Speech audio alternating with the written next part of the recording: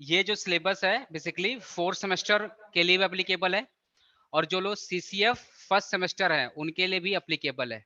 ठीक है, मतलब न्यू सिलेबस जिनका फर्स्ट सेमेस्टर में है वो ये वाला क्लास देख सकते हैं और 4 सेमेस्टर जिनका ओल्ड सिलेबस है वो भी ये क्लास देख सकते हैं। ठीक है, और सप्ली वाले हैं वो भी देख सकते हैं, कोई इश्यू वाली बात नहीं है। तो एंटरप्रेन्योरशिप डेवलपमेंट, मैं ये जो क्लास कंडक्ट कर रहा हूँ वो 4 सेमेस्टर के पॉइंट ऑफ व्यू से कंडक्ट कर रहा हूँ, बट एप्लीकेबल है फर्स्ट सेमेस्टर सीसीए फॉलो के लिए भी। ठीक है, entrepreneurship development and business ethics, business ethics. ठीक है, फर्स्ट सेमेस्टर सीसीए फॉलो के लिए ना बस यही पढ़ना है, एंटरप्रेन्योरशिप डेवलपमेंट ही पढ़ना है, उनके सिलेबस में बिजनेस इथिक्स नहीं है। ठीक है, ये जो मैंने रेड से किया है ये सिर्फ और सिर्फ फर्स्ट सेमेस्टर सीसीएफ वाले ही पढ़ेंगे, उनके सिलेबस में बिजनेस एथिक्स नहीं है, समझ रहा है? बट फोर्थ सेमेस्टर वाले आपको सब पढ़ना है, बिजनेस एथिक्स भी पढ़ना है और एंटरप्रेन्योरशिप डेवलपमेंट भी पढ़ना है। ठीक है, आज मैं ना आपको 4 से 5 चीजें सिखाएंगे, उसी में मेरा टाइम लग जाएगा। सबसे पहले मैं आपको सिखाऊंगा एंटरप्रेन्योरशिप होती क्या है, एंटरप्रेन्योर कौन होता है, एंटरप्राइज क्या होता है, बिजनेस और एंटरप्रेन्योर में डिफरेंस क्या होता है, या ऐसे बोल सकते हो एंटरप्रेन्योरशिप और बिजनेस में क्या डिफरेंस होता है, इथिक्स क्या होता है, मोरालिटी क्या होता है। बस इतना ही समझाऊंगा, इससे ज्यादा कुछ भी नहीं समझाऊंगा। अब ऐसा मैंने क्या, मैं देखो मैं चाहता एंटरप्रेन्योरशिप डेवलपमेंट का अलग लेकर आता, बिजनेस इथिक्स का अलग लेकर आता है, बट मैं सोच रहा हूँ एक क्लास हमारा ऐसा बेसिक्स होना चाहिए जो आपके सब्जेक्ट से रिलेटेड हो, बिकॉज आपका सब्जेक्ट क्या है, entrepreneurship development and business ethics. तो बिजनेस क्या होता है ये भी डिस्कस कर लेंगे, एंटरप्रेन्योरशिप डेवलपमेंट क्या होता है ये भी डिस्कस कर लेंगे, इथिक्स क्या होता है ये भी डिस्कस कर लेंगे, एंटरप्रेन्योर क्या होता है ये भी डिस्कस कर लेंगे, मतलब सब कुछ क्लियर कर लेंगे। फिर नेक्स्ट क्लास से हम लोग चैप्टर स्टार्ट करेंगे। समझ में आया मेरी बात? ठीक है,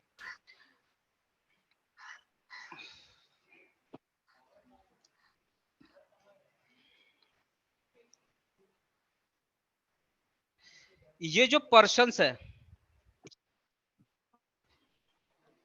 एक है आपका प्रोसेस और एक है आपका रिजल्ट या आउटपुट, रिजल्ट या आउटपुट, तीन चीज है। ठीक है,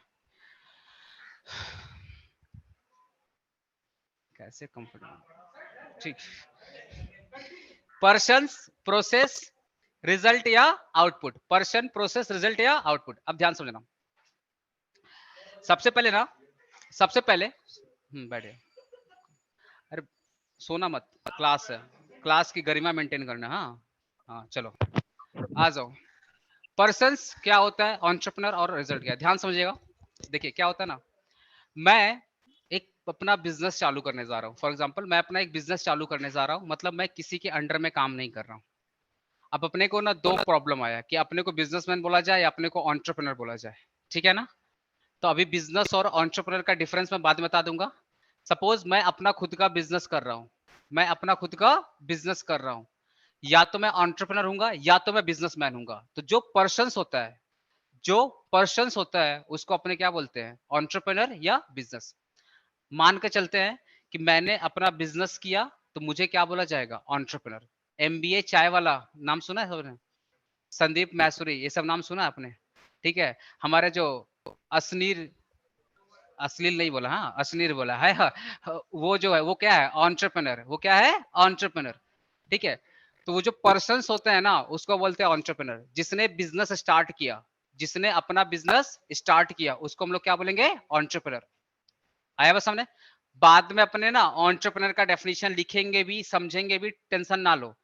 फिलहाल के लिए समझो, जिस बंदे ने बिजनेस स्टार्ट किया, रिस्क लिया, पैसा लगाया, ठीक है, कोऑर्डिनेटिंग किया, ऑर्गेनाइजेशन किया, रिस्क को लिया, आया समझ, ऐसे पर्सन को हम लोग क्या बोलेंगे, एंटरप्रेन्योर। जिस प्रोसेस से, जिस प्रोसेस से वो एंटरप्रेन्योर बना, जिस प्रोसेस से वो एंटरप्रेन्योर बना उस प्रोसेस को बोलते हैं एंटरप्रेन्योरशिप। जिस प्रोसेस से वो एंटरप्रेन्योर बना उसको क्या बोलते हैं, एंटरप्रेन्योरशिप। सर प्रोसेस क्या होता है, प्रोसेस मतलब एक सिस्टमैटिक प्रोसेस होता है। बिजनेस रातों रात खड़ा हो जाता है या टाइम टेकिंग प्रोसेस है, टाइम टेकिंग।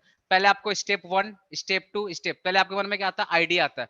आप जब एंटरप्रेन्योरशिप डेवलपमेंट पढ़ोगे ना, तो आपको पढ़ाया जाएगा कि सबसे पहले आपका आइडिया आया हुआ समझ, उसके पहले भी एक स्टेप आता है, अभी वो समझ नहीं पाओगे। आइडिया के पहले भी एक स्टेप आता है, आइडिया के बाद फिर इम्प्लीमेंटेशन होता है, आया समझ। फिर वहां पे और भी प्रोसेस है, तो अभी वो सब वर्ड यूज नहीं करूंगा बिकॉज फर्स्ट क्लास है, इसलिए मैं समझा दे रहा हूं कि जब आप बिजनेस खड़ा करते हो ना, जब आप बिजनेस स्टैंड करते हो, तो बहुत टाइम टेकिंग प्रोसेस है और बहुत सारे स्टेप्स फॉलो करने पड़ते हैं।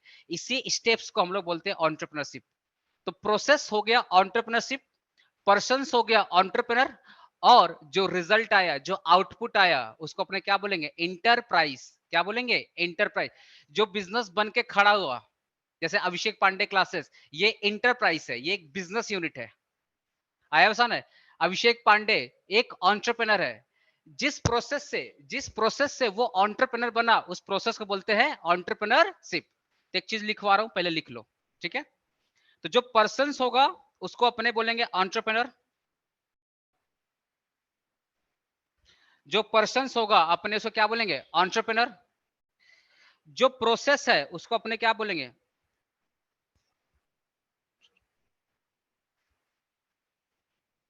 एंटरप्रेन्योरशिप। और जो रिजल्ट आया, जो आउटपुट आया, या जो बिजनेस बन करके खड़ा हुआ, उसको अपने क्या बोलेंगे? इंटरप्राइज।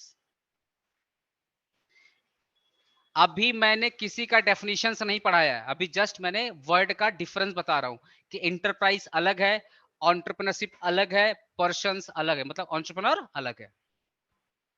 लिख लिया?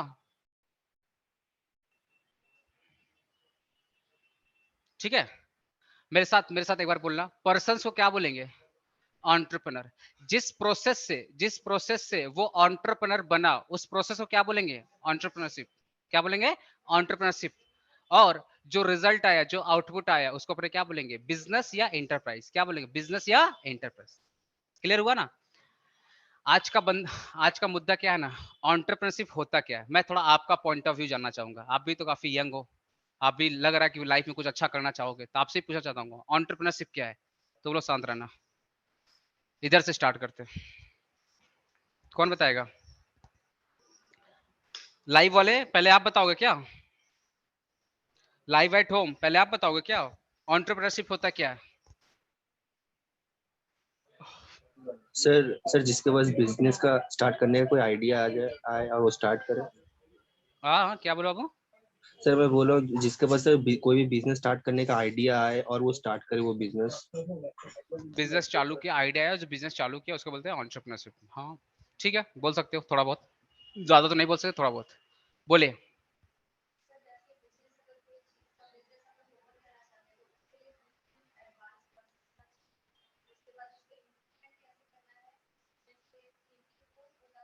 बिल्कुल बिल्कुल।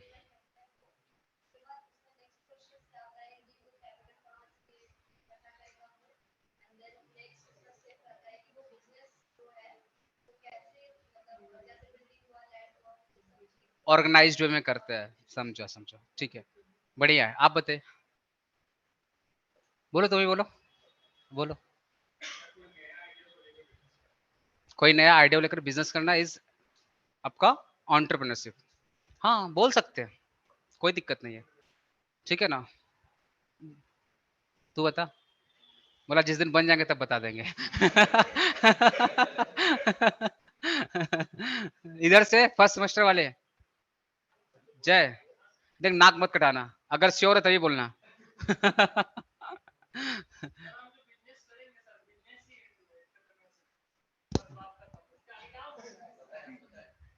बता। अरे वाह, एकदम यही तो सुनना था मेरे को, यही तो सुनना था मेरे को। बोला छोड़ो, बनने टाइम लगे, अभी बता देते हैं, दया कर दिया मेरे ऊपर। सुन लो भाई, एंटरप्रेन्योरशिप क्या होता है। सिंपल डेफिनेशन देखो भाई, 1000 बुक पढ़ोगे, 1000 बुक में 1000 डेफिनेशन है, 1000 बुक में 1000 डेफिनेशन है। जिंदगी ऐसी बर्बाद है, पढ़ करके और बर्बाद हो जाएगी। इसलिए अपना 1000 डेफिनेशन नहीं पढ़ना है।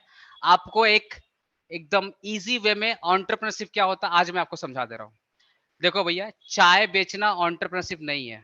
आज के ना भैया, अल्लाह गल्ला कोई भी नत्थू खैरा के बोलता हम एंटरप्रेन्योर है। आप चाय बेच रहे हो, कोई एंटरप्रेन्योर नहीं है, आप एक बिजनेसमैन हो सकते हैं। दोनों में डिफरेंस है। एंटरप्रेन्योर अलग होता है, बिजनेसमैन क्या होता है, अलग होता है। कोई बोलता है हम सब्जी बेच रहे हैं, कहाँ पे, वो वैन में रख करके सब्जी बेच रहे हैं, ये नया बिजनेस। लोग जमीन में रख कर सब्जी बेचते हैं, हम वैन में रख के सब्जी बेचेंगे, हम एंटरप्रेन्योर है। आया बात समझ? नहीं, वो एंटरप्रेन्योर नहीं है। एंटरप्रेन्योरशिप का सिंपल मतलब होता है ना, to identify the problem of the society, to identifying the problem of the society and make a very easy solutions and make a very easy solution। और साथ ही साथ सॉल्यूशन के साथ ही साथ आपका एक बिजनेस भी खड़ा उतर रहा है, सोसाइटी की प्रॉब्लम भी खत्म हो रही है, और आप बहुत सारे लोग को जॉब भी दे रहे हो, और देश की जीडीपी वगैरह में आपका कंट्रीब्यूशन है। इस पूरे प्रोसेस को बोलते हैं एंटरप्रेन्योरशिप। मैं एक एग्जांपल दे रहा हूँ, मैं एक एग्जांपल दे रहा हूँ, बात मत करना तुम दिनों। ओए सूरज, बात मत सुनो, मैं एक एग्जांपल दे रहा हूँ। अपने भारत पे का नाम सुना है? भारत पे एकदम करंट एग्जांपल दूंगा जो जल्दी समझ में आ जाएगा, ऐसे एग्जांपल हजारों। भारत पे का एग्जांपल दे रहा हूँ, ठीक है। उसने देखा कि अगर किसी के पास गूगल पे का स्कैनर है और सामने वाला अगर पेटीएम से स्कैन करने की कोशिश कर रहा है तो स्कैन नहीं हो रहा है। सपोज मैं दुकानदार हूं, मेरे पास गूगल पे का स्कैनर है और कस्टमर के पास पेटीएम का स्कैनर है या भीम का है या फोन पे या अमेजोन पे का है, तो वो पेमेंट मुझे नहीं कर पाएगा। तो ये मेरी प्रॉब्लम थी। या तो मैं 4 स्कैनर लगा दूं कि जिस जो पेटीएम वाला आएगा पेटीएम में स्कैन करेगा, फोन पे वाला आएगा तो फोन पे में स्कैन करेगा, आया समझ? अमेजन पे वाला आएगा तो अमेजन पे में स्कैन करेगा। तो ये बहुत बड़ी प्रॉब्लम थी, बहुत बड़ी समस्या थी। कस्टमर भी परेशान था कि एक तो ऐसी फोन में रैम का इश्यू है, 4 ऐप डाउनलोड कर लेंगे, रैम और खराब, मतलब और भी रैम यूज हो जाएगा, फोन स्लो हो जाएगा। कस्टमर ही परेशान है। 4 दुकान गया, 4 दुकान में 4 ऐप यूज किया, कस्टमर भी कंफ्यूज है किस अकाउंट में कौन सा अकाउंट किस ऐप से लिंकअप है। पता चला पड़ोसी का अकाउंट लिंक कर दिया, उससे पैसा कट गया। है बात समझ में? बड़ा दिक्कत है, कस्टमर भी तकलीफ में है और दुकानदार भी तकलीफ में है कि दुकानदार भी 4 स्कैनर ढो रहा है, कस्टमर भी 4 ऐप लेकर ढो रहा है, और मोबाइल का ऐसी बैंड बजा हुआ। ये प्रॉब्लम किसने आइडेंटिफाई किया? ये प्रॉब्लम किसने आइडेंटिफाई किया? भारत पे वाले ने आइडेंटिफाई किया। भारत पे वाले ने बोला यार क्यों ना एक यूनिवर्सल क्यूआर कोड बना दिया जाए। मेरे पास जीपे है, पर उस जीपे में जो क्यूआर कोड होगा वो यूनिवर्सल होगा। जैसे देखो मेरे सामने जो क्यूआर कोड है, इसमें तुम जीपे करो, फोन पे करो, बैंक का जो ऑफिशियल यूपीआई आईडी होता है उससे तुम स्कैन करो, पेटीएम करो, कुछ भी करो, सब स्कैन होगा। तो यहाँ पे जो स्कैनर है ये यूनिवर्सल स्कैनर है, तुम्हारे पास कोई भी पे हो पेमेंट हो जाएगा। आया बस हमने? तो ये बहुत बड़ी समस्या थी सोसाइटी में कि दुकानदार भी परेशान है, कस्टमर भी परेशान है, बड़ी तकलीफ। अब पेमेंट करने में तो और भी तकलीफ।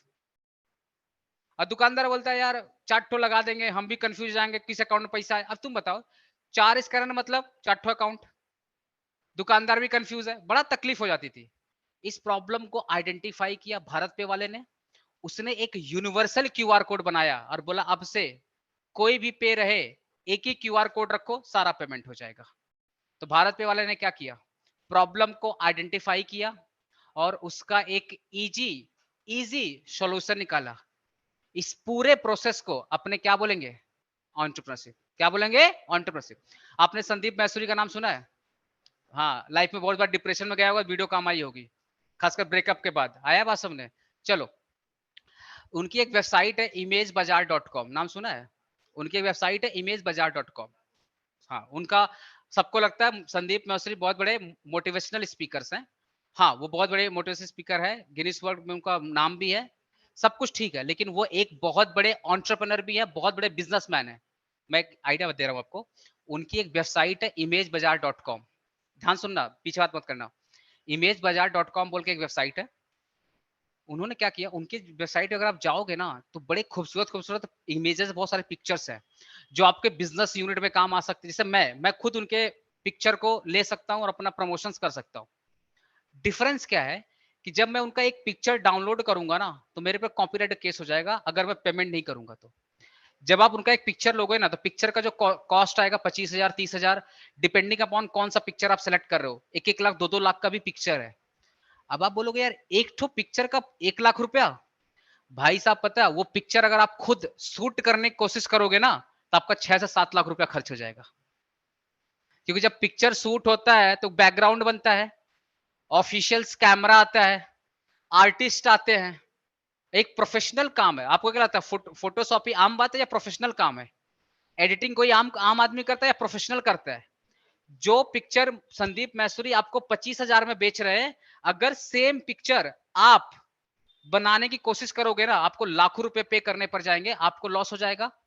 तो संदीप मैसूरी ने क्या बोला, हम अलग अलग वैरायटी का पिक्चर शूट करके अपने गैलरी में डाल देंगे, जिसको जो पसंद आता अपना ले ले और एक मिनिमम अमाउंट हमको पे कर दे।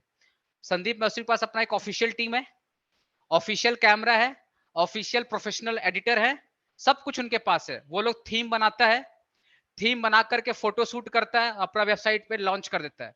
आपको जो पसंद आता है, बता रहा हूं 2 लाख रुपए की पिक्चर आपको 20,000 में मिल जाएगी। और गलती से अगर आप वो पिक्चर खुद बनाने की कोशिश करोगे ना, आपका 2 से 2.5 लाख 3 लाख रुपया लग जाएगा। अब आप बताओ, 2 लाख रुपया से बेटर तो 20,000 हो गया ना। एडजस्ट कर लो ना ये वाला बेंच पे। ए भाई लेडीज को मत बैठाओ, सुनो, वो नीचे मत बैठो, बैठो ऊपर में। सुनो सुनो, अब आप बताओ बुद्धिमानी किसमें है? बुद्धिमानी 20,000 रुपया में है या 2 लाख रुपया का पिक्चर कॉस्ट में? बताओ किसमें बुद्धिमानी है? 20,000 खर्च करो, बना बनाया पिक्चर आपको मिल गया। अब आप बोलेगा सर कौन यूज करता है? आपको आइडिया नहीं, इसलिए सर आपको आइडिया नहीं है कौन यूज करता है।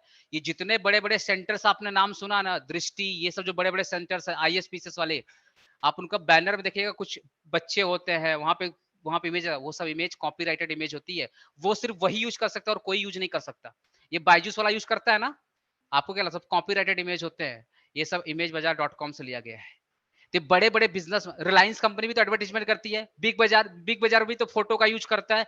ये बड़े बड़े बिजनेसमैन, ये बड़े बड़े कोचिंग सेंटर, बड़े बड़े मतलब जो हाथी टाइप के लोग हैं, वो ये सब यूज करते हैं। हाँ हाँ, पैसे में है वहां सबने, वो ये सब यूज करते हैं। उनको पता है ये पिक्चर लेने जाऊंगा 2.5-3 लाख 4 लाख का खर्चा हो जाएगा, माथा फोड़ी अलग से, पता चला पिक्चर पिक्चर भी बढ़िया से आई नहीं। बोलता कोई बात है, हमसे 20,000 का ले लो। तो एक प्रॉब्लम थी बिजनेस यूनिट के लिए। क्या प्रॉब्लम थी? कि हमको चाहिए इमेज, हमको चाहिए मस्त बैकग्राउंड। कहां से आएगा? imagebazaar.com बोलता हम तुमको प्रोवाइड करते हैं सस्ता में। तो बिजनेस लोग की प्रॉब्लम थी, imagebazaar.com ने सॉल्व कर दिया। तो जितने भी बिजनेस खड़े हुए हैं, जितने भी एंटरप्रेन्योरशिप आज देश के अंदर, सब एक प्रॉब्लम से स्टार्ट हुई है। मैं एक और एग्जांपल आपको, तो एग्जांपल गिनते जाऊं रात हो जाएगी, इतने एग्जांपल्स है। आपने एलॉन मस्क का नाम सुना है? स्पेसएक्स बोल करके उनकी एक कंपनी है जो रियूजेबल रॉकेट बनाती है। प्रॉब्लम क्या था, एक बार अगर रॉकेट बन गया और लॉन्च हो गया, तो फिर आप उसको यूज नहीं कर पाओगे। वेस्टेज वेस्टेज बहुत ज्यादा होता था, धरती पे भी और वायुमंडल, अंतरिक्ष, जहां गया एटमॉस्फेयर, हर जगह वेस्टेज होता था। ये प्रॉब्लम थी, ये प्रॉब्लम थी। कॉस्ट भी ज्यादा लगता था, और एक रॉकेट को लॉन्च करने में बहुत ज्यादा प्रॉब्लम आई थी।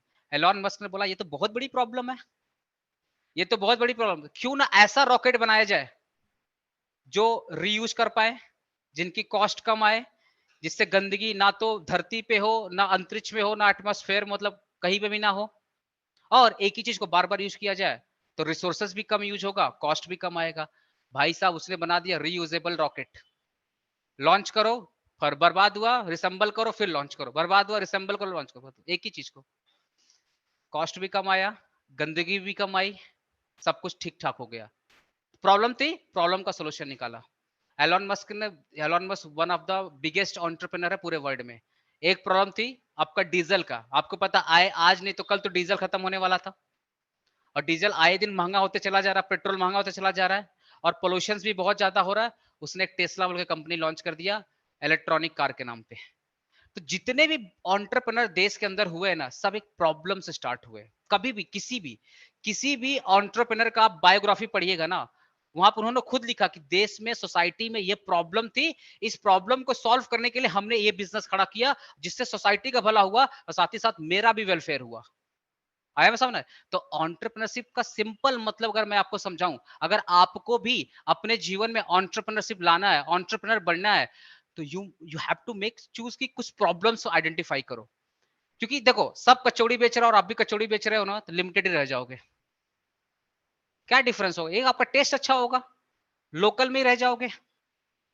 लेकिन पैन इंडिया में अगर राज करना है, वर्ल्ड में राज करना है, आया हुआ ना, बोट ने क्या किया? बोट ने क्या किया? सिंपल, अरे बोट कंपनी हेडफोन क्या किया? बोट ने बोला यार दो इंडिया में दो प्रॉब्लम है। पहला, लोग मेड इन चाइना से हेट करते हैं, और दूसरा दूसरा इंडिया से चाइना का रिलेशन बड़ा खतरनाक है। कभी भी बीच में देखना ना, अरे 2000 कोरोना के पहले देखना कभी भी युद्ध हो जाएगा। इसका फायदा बोट कंपनी ने स्टार्ट किया, बोला प्रोडक्ट लाएंगे चाइना से, असेंबल करेंगे इंडिया में और टैग लगाएंगे मेड इन इंडिया, और हम प्राउडली बोलेंगे इंडियन गुड्स यूज कर रहे हैं। भाई साहब बोट ना सिर्फ मेड इन इंडिया टैग लगा करके इतनी बड़ी कंपनी बन गई। मैं आपके सामने एग्जांपल दे रहा हूं, एक Xiaomi का हेडफोन है और एक बोट का हेडफोन है, दिल किसके तरफ भागेगा? किसके तरफ? बोला ये तो इंडियन वाला है। लेकिन सब थोड़ा रिसर्च कर लोगे, पता चला मटेरियल दोनों कहां से आया है? China. Assemble in India, tag लग गया मेड इन इंडिया। तो बोट ना मेड इन इंडिया के नाम पे क्या? दूसरा समस्या क्या था कि इंडियन गुड्स की पे ना लॉन्जिविटी कम थी और क्वालिटी, लॉन्जिविटी भी कम थी, क्वालिटी भी लो थी। अरे माइक्रोमैक्स का हाल देख लो ना, क्वालिटी भी कम थी, लॉन्जिविटी भी कम थी, इसलिए माइक्रोमैक्स डूब गया। बोट ने बोला कोई बात नहीं, हम टैग लगाएंगे इंडिया का, अब मटेरियल यूज करेंगे चाइनीज का, तो क्वालिटी भी अच्छा उनका, सस्ता भी पड़ गया, और टैग लगा दिया इंडिया में। आज देखो बोट टक्कर दे रही, जेबीएल, जेबीएल वगैरह पीछे कर दी। कितनी बड़ी कंपनी है जेबीएल वगैरह, पीछे करके आगे बढ़ गई। तो उसने क्या किया, प्रॉब्लम आइडेंटिफाई किया, देश के अंदर में ना हेट चाइना वाला फीलिंग है, और सबके अंदर ना इमोशंस है कि हमको इंडियन वाला चाहिए, इंडियन वाला चाहिए। हो गया। सैमसंग इंडिया में इतना सक्सेसफुल क्यों हुआ? आरो सुन, एक हो गया चाइनीज फोन और एक हो गया कोरियन फोन, इसलिए सैमसंग देखो आज। बीच में जब हेट फैला था चाइना केस में, सबसे ज्यादा फोन किसका बिका था पता है ना आपको? सैमसंग का फोन बिका था और आईफोन बिका था। चाइना साइड हो गया था एक साल के लिए। तो जितने भी बिजनेस चालू हुए ना, वो कोई ना कोई प्रॉब्लम से ही चालू हुए। कोई भी एंटरप्रेन्योरशिप आप उठा के देखिएगा, एक प्रॉब्लम होगा और उन्होंने एक प्रॉब्लम का सॉल्यूशंस लाया होगा। एक एग्जांपल और, जोमेटो कैसे चालू हुआ, पेटीएम कैसे चालू हुआ? जोमेटो का सिंपल देख लो बायोग्राफी, कि आपको भूख लगा है, आप जा नहीं सकते, या आपको आप बीमार हो, या घर में कोई नहीं है, तो क्यों ना घर बैठे खाना आ जाए। आप ऑफिस में हो, आपको 10 किलोमीटर दूर का रेस्टोरेंट पसंद आ रहा है, पर आपको आने जाने में टाइम लग गया, कोई बोलता जोमेटो कोई बात नहीं, मेरे ऐप से खाना ऑर्डर कर दो, आपके ऑफिस में खाना आ जाएगा, पहुंचा भी देगा, हम आपको डिस्काउंट भी दे देंगे। तो जोमेटो इतना सक्सेसफुल क्यों हुआ? प्रॉब्लम था, ये प्रॉब्लम था। आया बात सुन, आपने देखना है कि स्विगी का जीनी बोल के आता है ना? एक जीनी बोल कर आता, अगर मेरे को मान लो दमदम में कोई सामान भिजवाना है, तो मेरे को खुद जाना पड़ेगा। मैंने वो जीनी को ऑर्डर किया, मेरा आया, सामान लिया, पैसा दे के चला गया। तो जितने भी बिजनेसेस खड़े हुए आज के डेट में ना, सबके पीछे एक प्रॉब्लम है, और उस प्रॉब्लम का क्या है? सॉल्यूशंस है। तो एंटरप्रेन्योरशिप का सिंपल मतलब हो गया, किसी भी प्रॉब्लम को आइडेंटिफाई करना और एक सिंपल सॉल्यूशन बनाना, जिससे सोसाइटी के साथ साथ देश का भला हो और उस कंपनी का भी वेलफेयर हो जाए। तो प्रोसेस हो गया एंटरप्रेन्योरशिप। जिसने ये प्रोसेस किया, जिसने ये प्रोसेस किया वो हो गया एंटरप्रेन्योर। और जो रिजल्ट आया, जो आउटपुट आया, जैसे लेंस कार्ट आया, अरे देखो लेंस कार्ट का देख लो ना, लेंस कार्ट वाले ने क्या प्रॉब्लम देखा कि डॉक्टर के लिए अलग से नंबर लगाओ। मैं एक बार लास्ट, बस ये मेरा लास्ट एग्जांपल है, लेंस कार्ड का मेरा लास्ट एग्जांपल। लेंस कार्ड बोला यार एक तो डॉक्टर का नंबर लगाओ, डॉक्टर नंबर लिखेगा, फिर चश्मा ढूंढो, और आजकल का यंग जनरेशन चश्मा भी बढ़िया वाला चाहिए उनको, वैरायटी चाहिए, आज सबको वैरायटी चाहिए ना। आप सब आजकल सब अनस्टेबल है, कोई एक चीज पसंद ही नहीं आता जब तक 10 तो वैरायटी ना देखे। बोला कोई बात नहीं, हमारे लेंस कार्ट में आ जाओ, फ्री में आई चेकअप, हम तुमको गोल्ड का मेंबरशिप भी दे देंगे, सोना सोना दिल हो जाएगा। आए बात समझने? आप उसके पास गए, फ्री में आई चेकअप। अब इंडिया वाले ना फ्री के नाम पे ना इमोशनल हो जाते हैं। इंडिया वाले फ्री के नाम, जैसे ही लोगों को पता चला फ्री में आई चेकअप, हाय राम 500 रुपया बच गया, 500 रुपया मेरा डॉक्टर का बच गया, और प्लस टाइम भी मेरा बच गया। तो लोग खुशी खुशी लेंस कार्ड गए, फ्री माई चेकअप कर दिया। जब फ्री माई चेकअप किया ना, तो बोलता आप कहाँ जाओगे भाई, तो फ्रेम लगा हुआ, फ्रेम सेलेक्ट कर लो ना। घर पे home delivery, free home delivery. आप बोलो यार सेलेक्टेड इतना वैरायटी फ्रेम, फ्री में होम डिलीवरी, फ्री में आई चेकअप, इससे बढ़िया क्या हो सकता है? लेंस कार्ड आगे बढ़ गया। प्रॉब्लम थी ना, डॉक्टर का अलग से नंबर लगाओ, लोगों को वैरायटी नहीं मिलती थी, सबको घर बैठे बैठे सर्विस चाहिए थी। लेंस कार्ड वाले तो अभी नया बीच में नया लॉन्च कर दिया, घर बैठे फ्रेम सेलेक्ट कर लो, एआई के थ्रू। तो जितने भी बिजनेस स्टार्ट हुए ना, सब एक एंटरप्रेन्योरशिप, जो भी स्टार्ट हुआ एक प्रॉब्लम से स्टार्ट हुआ, और प्रॉब्लम को उन्होंने क्या किया, एक सोल्यूशन लाया और लाइफ में आगे बढ़ गया। सच बोलना, क्लियर हुआ? एंटरप्रेन्योरशिप क्लियर हुआ? आज के बाद अगर एंटरप्रेन्योर बनना है तो क्या करना है? आइडेंटिफाई करो। अगर बड़ा एंटरप्रेन्योर बनना है तो कोई एक ऐसा आइडेंटिफाई करो। अब आइडेंटिफाई करो, फिर उसका एक सोल्यूशन लाओ, तब बन जाओगे एंटरप्रेन्योर। मेरे को प्लीज एक बार रिवीजन करा दो। पर्सन्स को क्या बोलेंगे? एंटरप्रेन्योर। प्रोसेस को, रिजल्ट आउटपुट को एंटरप्राइज। क्लियर हुआ? ठीक है, डेफिनेशन वगैरह लिखा दूंगा। अच्छा, एक इथिक्स होता है और एक मोरालिटी होता है। आज का लास्ट टॉपिक, एक इथिक्स होता है और एक मोरालिटी होता है। थोड़ा आपसे पूछ लूं, इथिक्स क्या होता है? बोल भाई, इथिक्स क्या होता है? मेरे को इसको देख करके इसका भी बैकग्राउंड स्टोरी याद आ गया, पर छोड़ दो बाद में। बहुत टाइम लग गया। बताओ इथिक्स क्या होता है? जी सोच रहा है, हम तो इथिक्स फॉलो ही नहीं किया, क्या बताया आपको? इथिक्स क्या होता है भाई, पीछे वाले? इथिक्स, हाँ, रूल्स ना? कॉलेज का? कहाँ का प्रिंसिपल?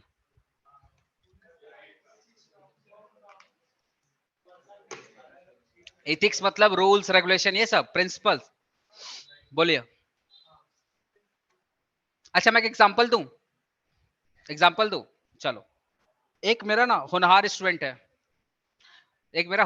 है, जो मेरे बारे में हमेशा एक्स वाई जेड बोलते रहता है, मतलब नेगेटिव कमेंट बोलते रहता है। आया बात समझे? मेरा एक होनहार स्टूडेंट है जो मेरे बारे में हमेशा X Y Z dash dash ये सब यूज करते रहता है। हम भी सुन करके दिल खुश हो जाता है। तुम लोग तो पक्का नहीं होगा, शांत रहे। अब वो आया मेरे पास एडमिशन है, मैं एक लॉजिकल एग्जांपल दे रहा हूँ, कोई मस्तीबाजी नहीं कर रहा हूँ। मैं समय का बहुत कीमत रखता हूँ, इसलिए समय ध्यान समझना। एक होनहार स्टूडेंट है जो उल्टा सीधा मेरे बारे में बोलते रहता है, ठीक है।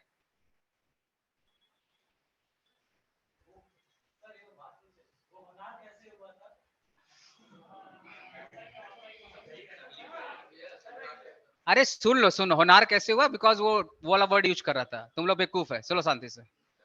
अरे सुन लो मेरा बात। अब वो आया मेरे पास एडमिशन लेने के लिए, और मुझे पता है ये मेरे बारे में उल्टा सीधा वर्ड यूज करता है, मेरे बारे में हेट फैलाता है, इवन बहुत उल्टा सीधा बोलता है। सुन करके बुरा भी लगता है। लेकिन वो आया, बोला सर आपसे पढ़ना चाहते हैं। आया, बोला आपसे पढ़ना चाहता, हमको पता है तुम लोग यही बोलेगा। आया आप मेरे से पढ़ने के लिए, बोला सर आपका जो फीस होगा वो दे देंगे, प्लीज आप हमको पढ़ा दीजिए। बट मुझे अच्छे से पता है ये मेरे बारे में उल्टा सीधा बोलते रहता है। आया बस सामने, मेरा भला नहीं चाहता। इवन मुझे ये भी पता है क्लास में बैठ के गंदगी करेगा, ये भी मैं जानता हूँ। होता ना एक मछली तालाब वाला, याद है ना, वही वाला हिसाब उसका था। क्या आएगा, पूरा माहौल खराब करेगा। अब मेरे सामने दो वर्ड आ गया, मैं एडमिशन लूं या एडमिशन ना लूं। आपको बताइए क्या करना चाहिए? तुम लोग इमोशनल मत होना, हाँ, इमोशन मत होना, पहले बता दे रहा हूँ, इमोशन से फैसला जीवन में मत लेना, वरना बहुत रोएगा। एडमिशन करना चाहिए। अच्छा, तुम दोनों का इतना दिल कैसे बड़ा हो गया अचानक से? मैं तो गाली दे रहा था। शांत रहो। अरे सीनियर बैठा है, रिस्पेक्ट कर सीनियर का, गधा लोग। सीनियर लोग बोलेगा पहले। बोल भाई, पीछे वाले बता, एडमिशन लेना चाहिए कि नहीं लेना चाहिए? अगर हाँ, अच्छा रिकॉर्ड देना चाहिए। नहीं, उसको ऑफलाइन आके पढ़ना है। आपको पता है, सुन, मैं आंसर पे आता हूँ बिकॉज टाइम बहुत कम है। आपको पता है, अगर मैंने एडमिशन लिया अगर मैंने एडमिशन लिया तो उस वक्त मैंने प्रोफेशनल एथिक्स को फॉलो किया, बिकॉज बीइंग ए टीचर, अगर मेरे से कोई पढ़ना चाहता है तो ये मेरा दायित्व तो बनता है उसको पढ़ाऊं, चाहे वो अपने पर्सनल लाइफ में कैसा भी हो। चाहे वो अपने पर्सनल लाइफ में कैसा भी हो, अगर कोई मेरे से पढ़ना चाहता है, ये मेरा इथिक्स बोलता है, ये मेरा प्रोफेशनल इथिक्स बोलता है कि मुझे उसका एडमिशन लेना चाहिए और मैं एडमिशन लूं। लेकिन मेरे मन में क्या आ रहा था कि दो चार ठल लगाऊं। कितना बड़ा हो गया है, उल्टा सीधा बोल रहा है।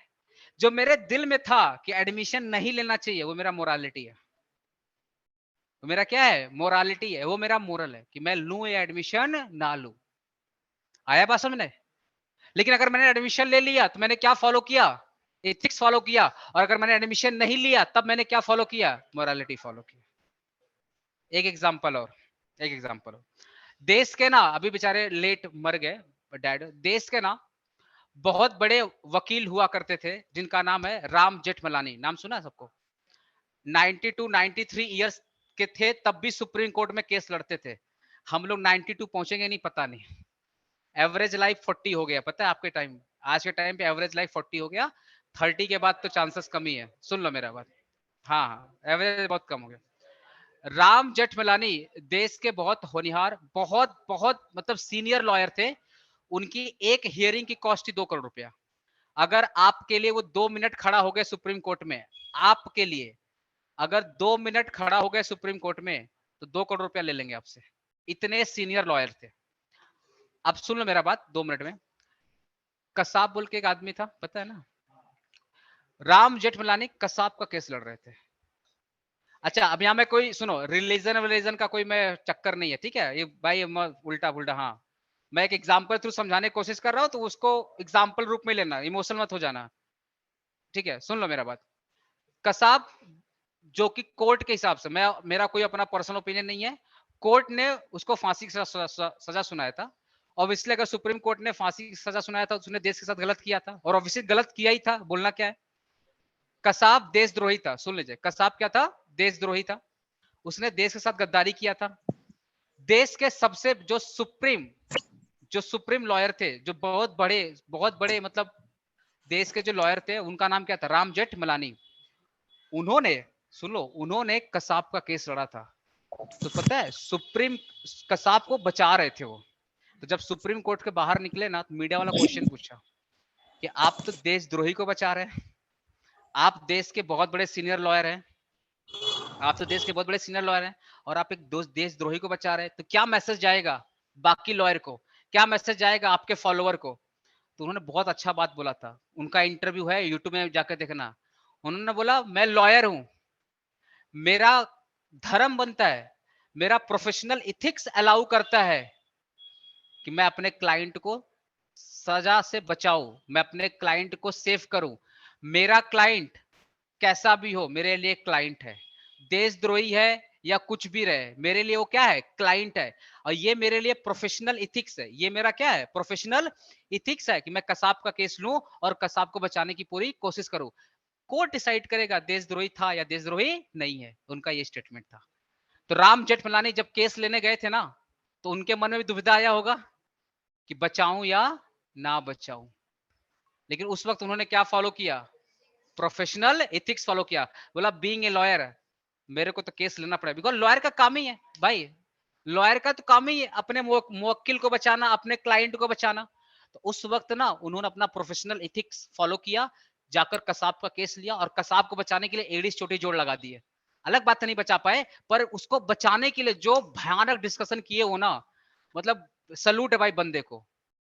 सोचो दिल में तो नहीं, भाई भाई बीइंग ए इंडियन दिल में तो नहीं रहा होगा बचाने का, आया वैसा नहीं, लेकिन फिर भी उन्होंने कसाब को बचाने के लिए एड़ी चोटी जोड़ लगा दिया। सुप्रीम कोर्ट के जज का हालत खराब कर दिया, कहां कहां से कौन सा लाइन उठा के लाते थे कानून में से। तो उस वक्त राम जेठमलानी ने क्या फॉलो किया? एथिक्स फॉलो किया। एथिक्स ना हमेशा प्रोफेशनल होता है, और मोरालिटी हमेशा दिल से निकलता है, मन से निकलता है। आया बस सबने? तो एथिक्स समझा? एथिक्स, वो खराब लड़का जो आया एडमिशन लेने के लिए, मेरा एथिक्स बोलता है एडमिशन ले लो, पर मेरा मोरालिटी बोलता है निकालो डांट करके। ऐसी कसाब का केस लेने के लिए राम जेठमलानी का मन में आया होगा छोड़ दो, ये तो देशद्रोही है, लेकिन उनका इथिक्स बोलता केस लड़ो, तुम तो वकील हो यार, ये तो कोर्ट का डिसीजन है, कोर्ट का डिसीजन है, लेना चाहिए या लेना नहीं चाहिए, ये तो कोर्ट डिसाइड करेगा कि देशद्रोही था या देशद्रोही नहीं था। तो आपको बेसिक डिफरेंस समझ आया, इथिक्स और मोरालिटी। अब आपको बता, बड़े बड़े ऑर्गेनाइजेशन में आपके सिलेबस में ना बिजनेस एथिक्स है। बड़े बड़े कंपनी जैसे टाटा, रिलायंस, अडानी, सब बड़े बड़े कंपनीज में ना इथिक्स लिखा जाता है, इथिक्स की अपनी बुक होती है। और जब आप उस कंपनी के ऑर्गेनाइजेशन के पार्ट बनेंगे ना, वो इथिक्स आपको मिलेगा पढ़ने के लिए कि एम्प्लॉय रहते हुए आपको क्या क्या इथिक्स फॉलो करना है। एक एग्जांपल दूं, अपोलो मेरा दोस्त काम करता है, मैं एकदम एकदम लाइव एग्जांपल दे रहा हूं, मतलब होता है ना अपने जीवन में आंखों देखा, मैंने एग्जांपल देखा अपने दोस्त को इथिक्स फॉलो करते हुए। अपोलो में मेरा फ्रेंड काम करता है अपोलो में, ठीक है। उस दिन उसका जॉब रिसेप्शनिस्ट पे लगा हुआ था। अरे अपोलो ये नहीं है सेक्टर वाला, क्या नाम है तुम्हारा यहाँ पे, सॉल्ट लेक वाला जो वहाँ पे बिजान। उस दिन उसका रिसेप्शनिस्ट पे जॉब लगा था, क्योंकि वो रिसेप्शनिस्ट वाला लोग नहीं आया होता। उस दिन वहां पे वो खड़ा था, ठीक है। उसके पास एक गरीब आदमी आया, गरीब आदमी था। उसको किसी डॉक्टर ने रेफर किया था कि अपोलो में जाओ, ये वाला इलाज हो जाएगा, ठीक है। मेरा दोस्त देख रहा है कि सामने वाला, भाई ड्रेस वस देख के समझ में आ जाता कौन कैसा है। मेरा दोस्त को लगा, मैं भी वहीं पे खड़ा था, मेरा दोस्त को लगा कि यह बहुत गरीब इंसान है। जब सर्जरी करना था, सर्जरी था, ठीक है। जब वो मेरा दोस्त ने पढ़ा ना, वो जो ऑपरेशंस था, वो बाहर में ना 1 लाख रुपया में हो जाता।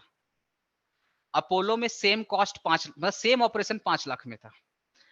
बाहर में वो सेम ऑपरेशन अगर करवाता किसी दूसरे हॉस्पिटल में तो 1 लाख रुपया में हो जाता, लेकिन अपोलो में सेम ऑपरेशन की कॉस्ट कितनी थी? 5 लाख रुपया। मेरा दोस्त देख रहा है कि सामने वाला क्या है, गरीब है।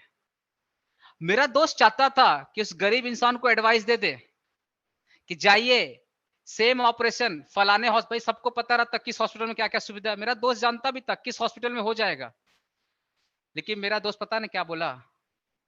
जो गरीब आदमी आया था बोला, सर आइए बैठिए, पूरे इंडिया में अपोलो से बढ़िया ऑपरेशन कहीं नहीं हो सकता, आप अपोलो में ऑपरेशन करवाइए, और हम उस चीप कॉस्ट में कर रहे, ज्यादा नहीं, 5 लाख रुपया।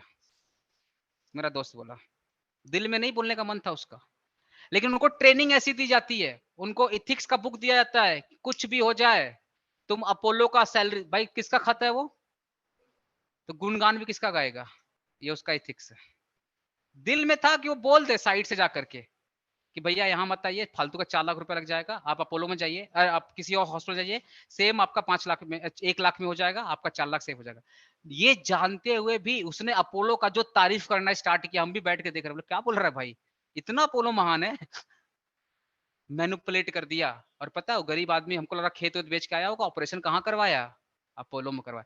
अब आप बोलोगे दोस्त खराब है मेरा, आप तो यही बोलोगे मेरा दोस्त खराब है, मेरा दोस्त एकदम खराब नहीं है। आप भी जिसका नमक खाओगे गुणगान उसी का करोगे, ये तो रियलिटी है। उसको ट्रेनिंग, इसको इसी बात के लिए पैसा ही दिया जाता है कि तुम अपोलो का तारीफ करो। अपोलो कितना भी खराब रहेगा तुमको तारीफ करना ही, उसी बात की ट्रेनिंग दी जाती है, उसी बात की पैसा दी जाती है। तो उस वक्त मेरे दोस्त ने क्या फॉलो किया, मोरालिटी या एथिक्स फॉलो किया? एथिक्स फॉलो आया बस हमने। तो इमोशंस जहां आ गया, मोरालिटी, और जहां प्रोफेशन ढुक गया वहां ethics, professional ethics, emotions morality. आया बस हमने। अच्छा, एंटरप्रेन्योर कौन है? पर्सन्स। एंटरप्रेन्योर कौन है? पर्सन्स। प्रोसेस क्या है? एंटरप्रेन्योरशिप। आउटपुट क्या है? एंटरप्राइज। प्रोफेशनलिज्म क्या है? एथिक्स। इमोशनल क्या है? मोरालिटी। बस आज के लिए इतना। Okay, thank you.